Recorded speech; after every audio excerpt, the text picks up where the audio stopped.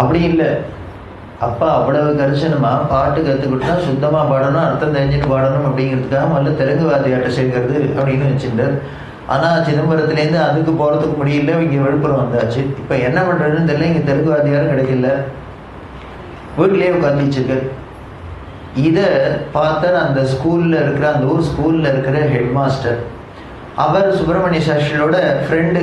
ஏன்னா இவாள்லாம் ஒரு டிபார்ட்மெண்ட்டில், எஜுகேஷன் டிபார்ட்மெண்ட். அவர் வந்து கேட்டார், என்னப்பா அது உன் பிள்ளைய ஸ்கூலுக்கு அனுப்பலை அப்படின்னு. வாத்தியாரே பசங்களே ஸ்கூலுக்கு அனுப்பலைன்னா அப்புறம் மற்றவாள்லாம் எங்கே நினைப்பா, நம்ம எப்படி போய் கேட்குறது அப்படின்னா, இவர் தயங்கினார். இல்லை இல்லை, அவன் ஸ்கூலுக்கு அனுப்பிச்சா மறந்து வாங்கிடுக்கணும்னு பயமாக இருக்குது, அவனுக்கு ஒன்றும் படிப்புக்கு சரியாக வராதுன்னு சொன்னால், அதனால் ஏதோ பாட்டு கட்டின்னு ஏதோ அவனுக்கு குழப்பத்துக்கு எதாவது பண்ணலாம் அப்படின்னு அப்பா கவலைப்பட்டார்.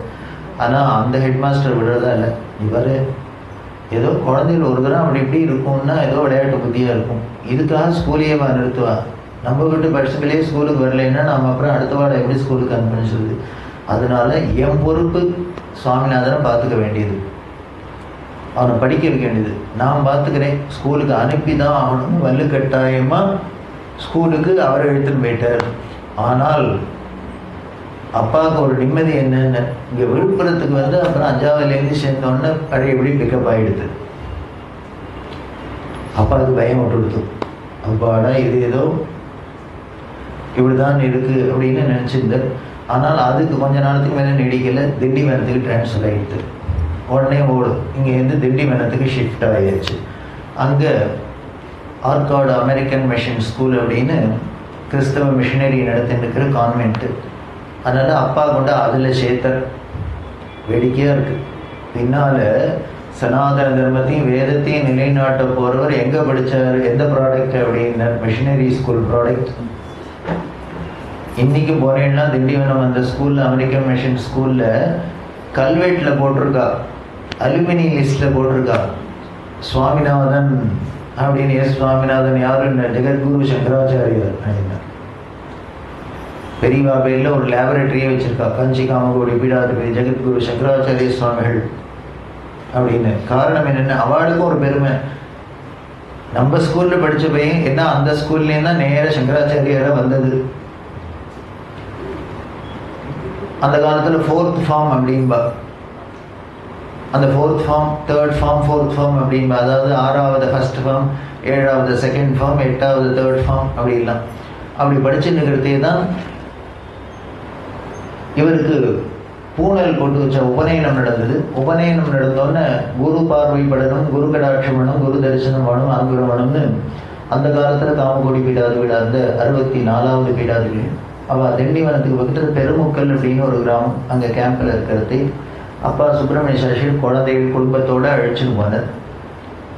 அந்த ஆச்சாரியர் என்ன பண்ணார், எல்லாரையும் விட்டார். இந்த குழந்தை சாமிநாதன்கிட்டயே கவனமாக இருந்தார். இவனோடைய பேசிட்டு இவனோடைய ரொம்ப அளவிடாவிந்தார். எல்லாருக்கும் ஆச்சரியம், என்ன இந்த ஆச்சாரியனுக்கு இந்த பொடிப்பெயல்கிட்டயே இவ்வளவு பிரியம் அப்படின்னு. அப்புறம் தானே தெரியுது, இது பொடிப்பெயல் தான் பெரிய ஆளாக வரப்போகுது. ராகணபதி என்ன கேட்குறேன், அப்படி என்ன பேசியிருந்தார் அந்த ஆச்சாரியர் உங்கள்கிட்ட நீங்கள்? அதுக்கு பெரியவா சொல்கிற, என்னெல்லாமோ கேள்வி கேட்டார், அப்புறம் என்னை படிப்பெல்லாம் பற்றி கேட்டேன், நான் எல்லாம் கிளாஸ் ஃபஸ்ட்டுன்னு சொன்னேன். படிப்பில் கெட்டிக்காரன், அதனால் கிளாஸ் ஃபஸ்ட்டுன்னு சொன்னேன். உடனே அந்த ஆச்சாரியார் கேட்டாடா, கிளாஸ் ஃபஸ்ட்டுங்கிற கிளாஸை ஏன் உன்னை மானிட்டராக லீடராக ஆக்கலை அப்படின்னு. அதாவது படிப்பில் யார் கிளாஸ் ஃபஸ்ட்டாக அவளை தானே லீடராக போடுவா. ஆனால் சுவாமிநாதனை லீடராக போடலை, வேறு யாரோ லீடராக இருந்தால். அந்த ஆச்சாரியர் கேட்டாரான், கிளாஸில் ஃபஸ்ட்டுங்கிற ஒன்னையே லீடராக போடல அப்படின்னு. இல்லை இல்லை, எனக்கு பர்சனாலிட்டி போடல அதனால போடலை. இந்த போராத பர்சனாலிட்டிக்கே உலகத்தை கொள்ள கொண்டார். இதுலேருந்து தெரியுது எதனாலன்னு, அந்த அன்பு குணம்தான் முக்கியம், அந்த பிரியம் பிரேம. அதுக்கப்புறம் ராகணபதி சொல்றார், நீ இத்தனை துருவி கேட்கறதுனால தோன்றது, அவர் மனசுக்குள்ளே என்னை பார்த்தோன்னு தனக்கு அப்புறம் நான் தான் நினச்சிட்டாரோ என்னமோ தெரியல, அதுக்கு என்ன டெஸ்ட் பண்ணாரோ என்னமோ தெரியல, படிப்பில் எல்லாம் கெட்டிக்காரா நல்ல புத்திசாலியாக இருக்கேன் அப்படிங்கிறது தெரிஞ்சுன்னு விட்டார்.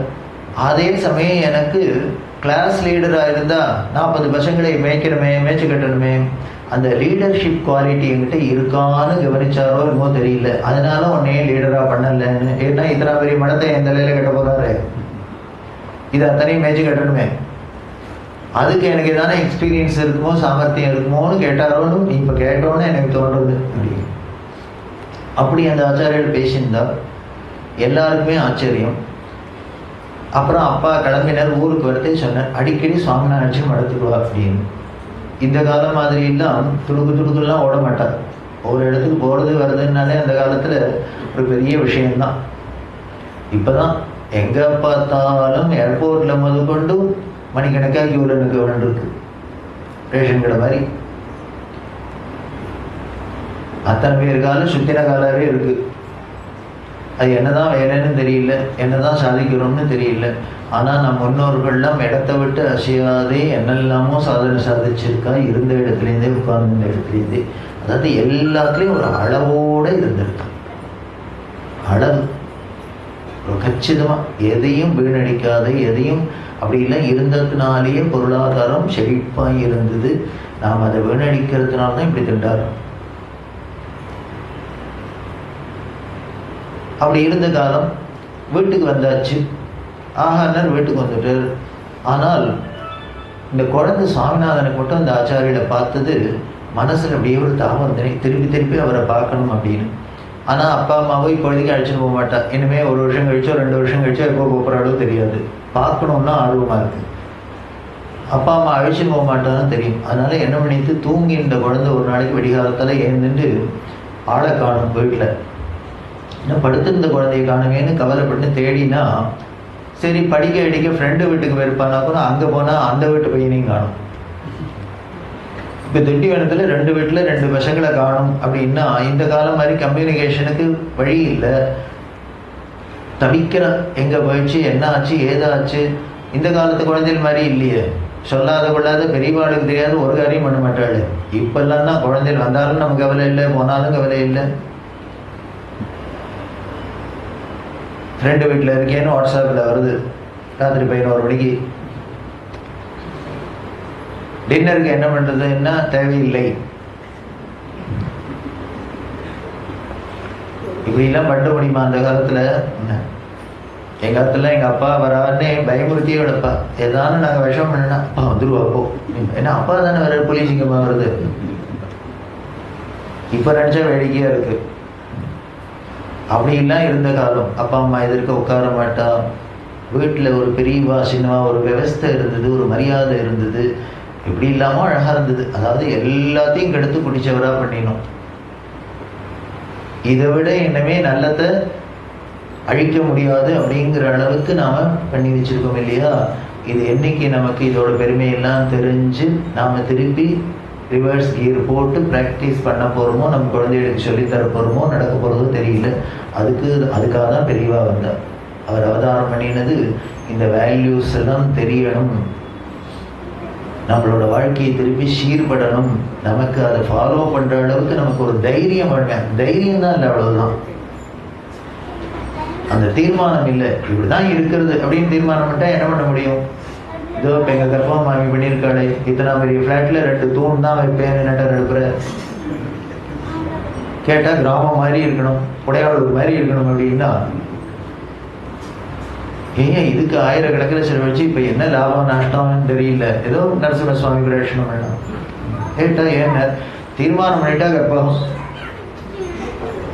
தூணை வைக்கிறது அப்படின்னா, ஒரு தூணை வைக்கிறதுக்கு தீர்மானம் பண்ணாலே எத்தனை செலவானாலும் பரவாயில்லன்னு பண்ணுறோம். அப்படின்னா நம்ம குழந்தைகள் இப்படி தான் இருக்கணும், நம்ம முன்னோர்கள் போன வழியில தான் இருக்கணும், நம்ம வாழ்க்கை இப்படி தான் இருக்கணும் ஒரு தீர்மானம் பண்ணிட்டா பண்ண முடியாத என்ன? நிச்சயம் பண்ண முடியும்.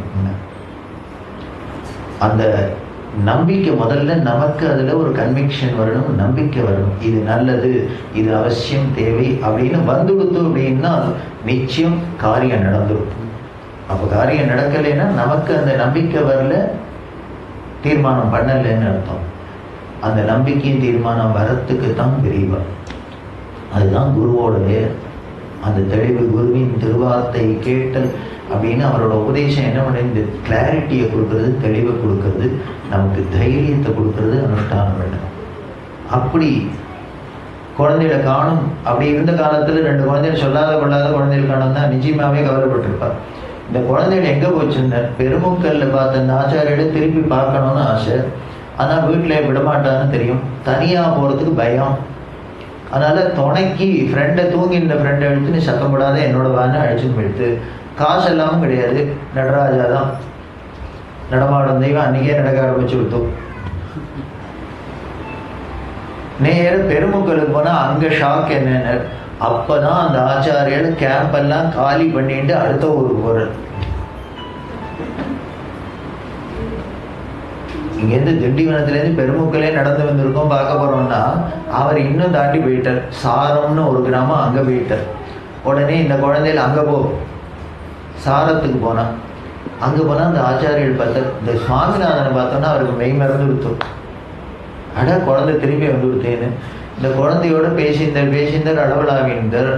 என்ன ஆச்சு அப்படின்னு அதுக்கப்புறம் தான் தோணித்து, ஆமாம் கேட்கணும்னு நினச்சி மறந்து போயிட்டேன், அப்பா அம்மா தான் இங்கே அப்படின்னார். அப்பா அம்மாவா வரலன்னா தூக்கி ஏறி போட்டுது. என்ன அது தனியாக வந்துச்சு, எப்படி வந்தேன்னு இல்லை பார்க்கணும்னு தோணித்து, சொல்லாத கொள்ளாத வந்துட்டோம். நடந்து வந்தோம்னா அவர் ரொம்ப கவலைப்பட்டுட்டார். இப்படி நடந்து இந்த 2 குழந்தை காலத்தையே நம்மளை பார்க்கணும்னு அந்த பிரியத்தில் வந்திருக்கு, பெரியவாழ்கிட்ட கூட சொல்லாத வந்திருக்குன்னு அவர் கவலைப்பட்டு உடனே மடத்துலேருந்து வண்டியும் ஆளையும் அனுப்பிச்சு திண்டிவனம் போய் அப்பா அம்மா கவலைப்பட்டு இருப்பாள், அவள்கிட்ட சொல்லு குழந்தைகள் 2 மடத்துக்கு தான் வந்திருக்கு, சேஃபாக இங்கே தான் பத்திரமா இருக்குது, வந்தது வந்தால் இன்னும் 2 நாள் வச்சுன்னுட்டு அனுப்புறேன்னு சொல்லு அப்படின்னு தகவல் சொல்லி அனுப்பிச்சார். இப்போ மெசேஜ் வந்தது சுப்பிரமணிய சாஸ்திரி. இப்போ தான் இவளுக்கு போன உசுறு திரும்பி வந்தது, குழந்தைகள் எங்கேயோ இருக்குது. அந்த ஆச்சாரியர் ஏன் இன்னும் 2 நாள் வச்சுட்டார், வேறு ஒன்றும் இல்லை. அதுக்கப்புறம் தன்னோட சிஷ்யன்னு ஆசிரமம் கொடுத்து சன்னியாசம் கொடுத்து குருவும் சிஷ்யாலுமா சேர்ந்து 10 நாள் இருக்க போகிறது இல்லையே, அதுக்காக இப்போவே வந்த சான்ஸை விட வேண்டாம், இவனோட சேர்ந்து இருந்துடலாம் அப்படின்னு மடத்தில் வச்சுருந்தார் போல இருக்கு. அப்படி இருக்க வீட்டுக்கு வந்தால் சுவாமிநாதன். வந்தால் அப்பாவுக்கு கவலை வந்துடுது. என்ன கவலைன்னு, இவன் ஏதோ படித்து டாக்டர் ஆகிறான், இன்ஜினியர் ஆகிறான், பெருசாக போகிறான்னா இது மடத்தை பார்க்க சொல்லாத கொள்ளாத ஓடுறதே, இது என்ன உருவிடுமா தேருமா தேராதுன்னு அவருக்கு கவலை. அதனால் என்ன பண்ணார், புள்ள ஜாதகத்தை எடுத்துட்டார். இவரோட ஃப்ரெண்டு வெங்கட்ராமையான்னு அவர்கிட்ட கொண்டு போய் கேட்டார், இவன் ஏதாவது முன்னுக்கு இன்னுக்கு வருவனா தேர்வனா பாரு, ஜாதகத்தை பாருன்னு.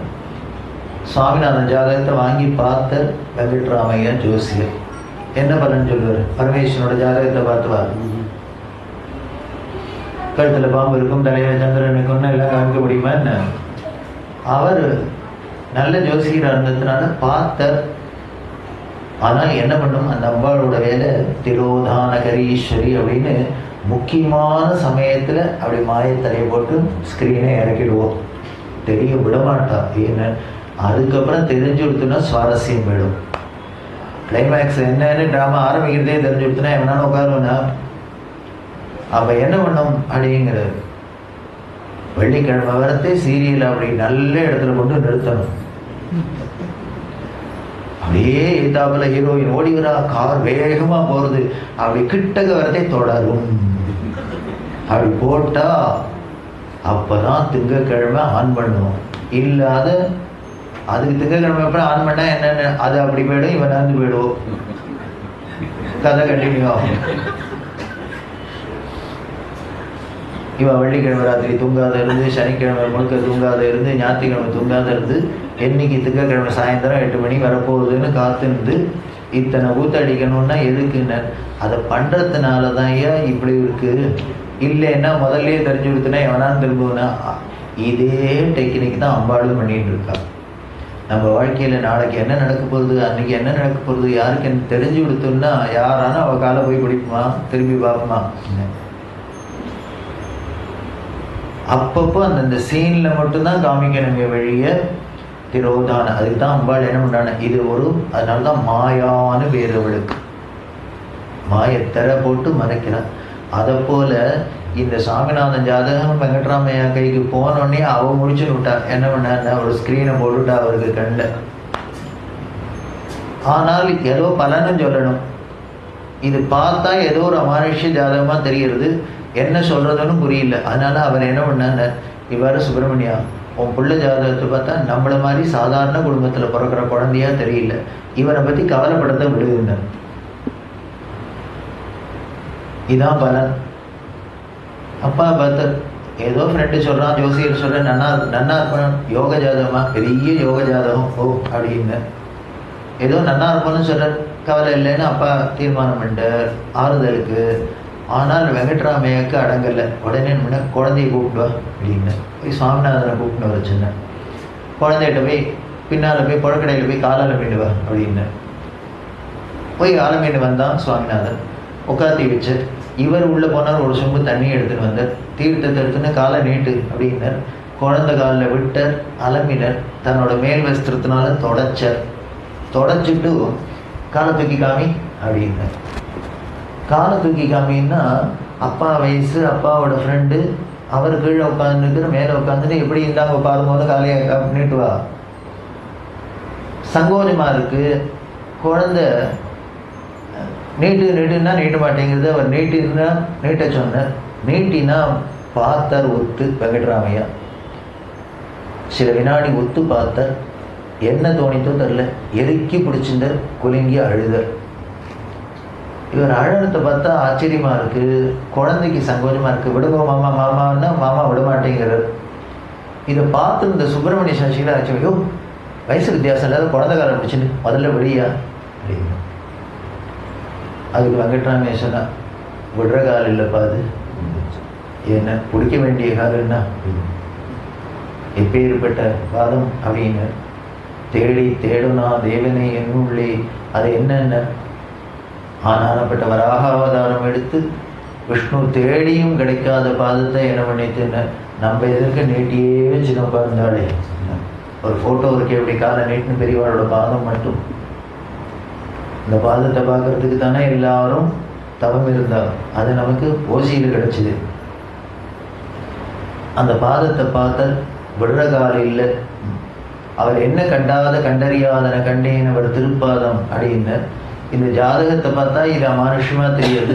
அப்படி இருந்ததுன்னால் அந்த அவதார புருஷர்களுக்கு உள்ள சாமுத்திரிகா லட்சணப்படி சங்கரேகை, சக்கரரேகை, தனுர்ரேகை, மகரரேகை எல்லாம் இருக்கணும். அது இருக்கான்னு வெரிஃபை பண்ணிக்கிறதுக்கு தான் குழந்தைய கூப்பிட்டு வந்து காலில் அழுக்கு இருக்குமே தெரியாதுங்கிறதுக்காக அலம்பிட்டு வர சொன்னார். இந்த புழக்கடையிலேருந்து ஹாலுக்கு வரத்துக்குள்ளே திருப்பி அழுக்கப்பட்டிருக்க போகிறதுன்னு இவர் தண்ணி எடுத்துன்னு வந்து உட்காந்து வச்சு அலம்பி தொடச்சி காமின்னு அதை பார்க்கறதுக்கு தான் தூக்கினர். அப்படி தூக்கி காமிச்சோடனே காமிக்க வேண்டியதை காமிச்சுட்டான். அதனால தானே அவர் முடிச்சுன்னு அழுது. அப்பாவுக்கு ஒன்றும் புரியல. ஏன்னர் அது புரிய விட்டுருமா என்ன? புரிய விடல. பார்த்த ஏதோ நன்னா இருக்கான்னு சொன்னான்னு வீட்டுக்கு அழைச்சின்னு வந்துட்டு. ஆனால் அடுத்த சில மாதங்கள்லேயே அந்த ஆச்சாரியால் 64வது ஆச்சாரியால், இந்த 66வது ஆச்சாரியால் இந்த சாரம்ங்கிற கிராமத்துலேருந்து கிளம்பி யாத்திரை தொடர்ந்துட்டு வட ஆற்காடு ஜில்லாவில் ஆற்காடுக்கு பக்கத்தில் கலவைங்கிற கிராமத்துக்கு வந்தால், இந்த கலவையில் கேம்பில் இருக்கிறதே இந்த தமிழ்நாட்டில் 1000 கிராமத்து சுவாமிகள் அப்படின்னு பேர். 1000 கிராமத்துக்கு இவர் விஜயம் பண்ணியிருக்க அப்படின்னா எவ்வளவு யாத்திரை பண்ணியிருப்பார் அப்படின்னு. அப்படிலாம் அலைஞ்சதுனால அவருக்கு உடம்பு பாதிச்சு பெரியம்மை அப்படிங்கிற வசூரி போட்டிட்டு. அந்த காலத்தில் பெரியம்மைங்கிறது ரொம்ப ஒரு பெரிய ஒரு விஷயம். அதில் அநேகமாக உழைக்க மாட்டார். அப்படி ரொம்ப சீரியஸாக போனதுனால அவர் பார்த்தார், இந்த பெரியம்மையிலேருந்து நாம் மீண்டு வரப்போதில் சித்தி ஆகிட போகிறோம் அப்படின்னு தெரிஞ்சோடனே தான் நினைச்சபடி சுவாமிநாதனை வரவழைச்சு சன்னியாசம் கொடுத்து தனக்கப்புறம் பீடாதிபதி அனைவனம் மட்டும் தான் சித்தியானு நினச்சின்னு தந்தி கொடுத்தா. தந்தி கொடுத்த சமயத்தில் அப்பா ஊரில் இல்லை, திருச்சிக்கு போயிருந்தார். அதனால் ஒரு பெண்ணாக இருந்ததுனால அவளால் உடனே அழிச்சுன்னு வர முடியல. என்ன பண்ணுறதுன்னு தெரியல. உடனே கூட இருக்கிறவாள்லாம் ஊரில் இருக்கிறவாள்லாம் ஆச்சாரியர்கிட்டையும் தந்தி வந்திருக்குனாலே அந்த காலத்தில் ரொம்ப சீரியஸான விஷயம். அந்த காலத்தில் பாட்டிமாரெலாம் தந்தி வந்திருக்குனாலே குளிக்கிறதுக்கு முன்னால் பெரியப்பா இவாளவே தீர்மானம் கொண்டு ஏதோ போயிடுத்து ஸ்நானம் பண்ணணும் அப்படின்னு. ஏதோ 2 இருந்தாலும் ஸ்நானம் பண்ணணும். குழந்தை பிறந்திருக்குன்னு இருந்தாலும் ஸ்நானம் பண்ணணும். இல்லை ஏதோ கிழவர் போயிட்டாருனாலும் ஸ்நானம் பண்ணுமே. அதனால குளிக்கிறதுக்கு முன்னால் தந்தி பெரியப்பா. அப்படி இருந்த காலகட்டமாக இருக்கிறதுனால தந்தி வந்திருக்குங்கிறதுனால கூட இருக்க வேணும்னா ஆச்சாரியன்ட்டு அந்த குருபீடத்துலேருந்து தந்தி வந்திருக்குன்னா நீங்கள் குழந்தைய அழைச்சிட்டு போயிட்டு இருக்கோம், காஞ்சிபுரம் போய் அங்கேருந்து கலவைக்கு போகும்போது நாங்கள் சாஸ்திரியில உடனே அனுப்பி வைக்கிறோம் அப்படின்னு சொல்ல இந்த மகாலட்சுமி அம்மா குழந்தைகளை அழைச்சிட்டு காஞ்சிபுரம் வர, காஞ்சிபுரம் வரத்துக்குள்ளே அங்கே என்ன ஆயிடுத்துன்னு தந்தி கொடுத்த ஆச்சாரியர்கள் சித்தி ஆகிட்டு, அப்படி ஆச்சாரியர்கள் இல்லாத ஒரு க்ஷணம் இருக்க முடியாதுங்கிற நிர்பந்தத்தில் எல்லாருமே சேர்ந்துன்னு கூட இருக்கவா அந்த ஆச்சாரியரோட விருப்பப்படி அந்த ஆச்சாரியாளுக்கு கைங்கரியம் பண்ணிட்டு லக்ஷ்மிகாந்தங்கிற வேத வித்து அவருக்கு சன்னியாசாசிரமம் கொடுத்து காமகோடி பீடத்தோட 67வது பீடாதிபீடா ஸ்ரீமத் மகாதேவேந்திர சரஸ்வதிங்கிற திருநாமத்தோட நியமனம் பண்ணிட்டார். ஆனால் 66வது ஆச்சாரியர் நினைச்சதோ தனக்கு அப்புறம் சுவாமிநாதன், ஆனால் இங்கே வந்ததோ இப்போ இவர் வந்துட்டார் அப்படின்னா இதெல்லாம் எல்லாமே அம்பாளோட சங்கல்பம். எதுவுமே நாம தீர்மானம் பண்றது இல்லை, ஈஸ்வர பிரேரணையில நடக்கிறது. நமக்கு இதே எதேச்சியா நடக்கிறாப்புல நடக்கு, இல்லை நம்ம பிளான் பண்ணி நடக்கிறாப்புல நடக்குது இல்லை, அது ஈஸ்வரன் பிளான் பண்ணி இருக்க நடக்கிறது. இன்னைக்கு அம்பாள சுவாமி கல்யாணம் பண்ணிக்கிறதுன்னு தீர்மானம் பண்ணா அதனால நடந்தது, அவ்வளவுதான். அப்படி இருந்ததுனால ஆனா இந்த குழந்தையும் பாதி தூரம் வந்தாச்சு. ஆனால் ஈஸ்வர சங்கல்பம் எப்படி இருந்தது அப்படின்னு இந்த சுவாமிநாதன் 67ஆதான் வரக்கூடாதுன்னு நினைச்சிருந்தால் கூட இருக்கு. ஆனால் இவரை பீடாதிபதியாக தான் தீர்மானம் பண்ணி எடுத்து போல இருக்கு சிருஷ்டி பண்றதுக்கு. அப்படி அந்த 67வது பீடாதிபதியாக வந்தவர் அந்த குருவுக்கு தொட்டு அவருக்கு கைங்கரியெல்லாம் பண்ணினதுனால சிசுருஷ பண்ணதுனால அவருக்கும் அந்த பெரியமை வந்ததுனால அவருக்கு நிறவரமாக போய் 8 நாள் தான் இருந்து சித்தியாக முடியுமா எடுத்து அவருக்கும் சீரியஸாக. அப்படி இருக்கிற ஒரு நிலைமையில அந்த 67வது ஆச்சாரியர் என்ன பண்ணா தன்னோட குருநாதர் நினைச்சது சுவாமிநாதன் அப்படின்னு தானும் அவரையே தீர்மானம் பண்ணி மடத்திலேருந்து ஆளை அனுப்பிச்சு வண்டியை கொடுத்து கையோடு அழிச்சுடுவான். ஏன்னா முதல்ல தந்தி கொடுத்தோம் இன்னும் வரலங்கிறதுனால கையோடு அழிச்சுன்னு வர சொல்ல அவள் காஞ்சிபுரம் இந்த கலவையிலேருந்து காஞ்சிபுரம் வந்து திண்டிவனம் வரணும். ஆனால் காஞ்சிபுரம் வந்த வழியிலே கும்பிட போனதையும் குறுக்க வந்ததுன்னு அம்மா அவங்களையும் போய் நிற்கிறார். அந்த குழந்தையை மட்டும் அழிச்சுன்னு கலவைக்கு போக அதுக்கப்புறம் அப்பா அம்மா வர இந்த விஷயங்கள் எல்லாம் சொல்லி 2 ஆச்சாரியாலும் உங்கள் குழந்தைதான்னு தீர்மானம் பண்ணியிருக்கா, நீங்கள் சம்மதம் கொடுக்கணும் அப்படின்னு சொல்ல அப்பா அம்மா துளி கூட எதிர்பார்க்கல. என் குழந்தை சுவாமிநாதனையும் எதிர்பார்க்கல.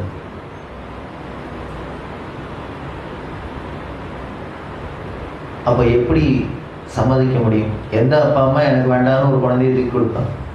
அப்படி இருக்க ஒரு இக்கட்டான சூழ்நிலையில சுவாமிநாதனை சமாதானப்படுத்த ஈஸ்வர சங்கல்பம் இப்படிதான் இருக்குன்னா நாம அதுக்கு தர கொடுத்து தான் போகணும், எதிர்க்க முடியாதுன்னு சொல்ல அப்பா அம்மா சம்மதம் கொடுக்க அப்பா அம்மாவோட சம்மதத்தோட 1907ஆம் வருஷம் பிப்ரவரி மாதம் 13ஆம் தேதி பராக வருஷம் மாசி மாதம் கலவைங்கிற இடத்துல 13 வயசு நிரம்பின சுவாமிநாதன்கிற குழந்தைக்கு சன்னியாசாசிரமம் கொடுக்கப்பட்டு காஞ்சி காமகோடி பீடத்தோட 68வது பீடாதிபதியா நியமனம் பண்ண அப்படி வந்த அந்த குழந்தை தன்னோட குரு பரமகுரு 2 பேரும் ஒரு வார வித்தியாசத்தில் சித்தி ஆயிருந்ததுனால மடம் அப்போ எப்படி ஒரு துக்ககரமான சூழ்நிலையில் இருக்குங்கிறது தெரிஞ்சுக்கலாம். அப்படி ஒரு இக்கட்டான சூழ்நிலையில இந்த குழந்தை வர தன்னோட குரு பரமகுரு 2 பேருக்கும் கிரமமாக என்னென்ன காரியங்கள் பண்ணி அவளுக்கு பிருந்தாவன ஸ்தாபனம் பண்ணணுமோ எல்லாத்தையும் பண்ணிட்டு கும்பகோணத்துக்கு போய் அங்கே பெரியவாளுக்கு காஞ்சி காமகோடி பீடத்தோட 68வது பீடாவோட பட்டாபிஷேகம் நடந்தது. அப்படி பட்டாபிஷேகம் நடந்த பெரியவா அன்னியிலேருந்து தர்மத்திற்கு பொற்காலம் அப்படின்னு அருளாட்சி அப்படின்னு சொல்லலாம். அப்படி இருக்கிற பெரியவா எப்படி தர்மத்தை பரிபாலனம் பண்ணினா ஒரு பீடாதிபதியாக என்னென்ன நாம் பண்ணினா அப்படிங்கிற மற்ற விஷயங்களை நாளை மாலை விஜயயாத்திரை காண்டத்தில் பார்ப்போம்னு சொல்லி இப்படி சுவாமிநாதனா பிறந்து சந்திரசேகரேந்திர சரஸ்வதிங்கிற திருநாமத்தோட பெரியவாளா நமக்கு கிடைச்ச அந்த பெரியவா நம்மளையும் தர்ம வழியில் நடக்கிறதுக்கு அருள் செஞ்சுட்டு உலகம் தர்ம வழியில இருந்து ஆனந்தமாக சௌக்கியமாக இருக்கட்டும்னு பிரார்த்தனை பண்ணி நாளை பெரியவாளோட விஜயயாத்திரை காண்டத்தில் 6 மணிக்கு மீண்டும் சந்திக்கலாம். ஹர ஹர நம பார்வதி பதை சத்குரு சுவாமினஹ.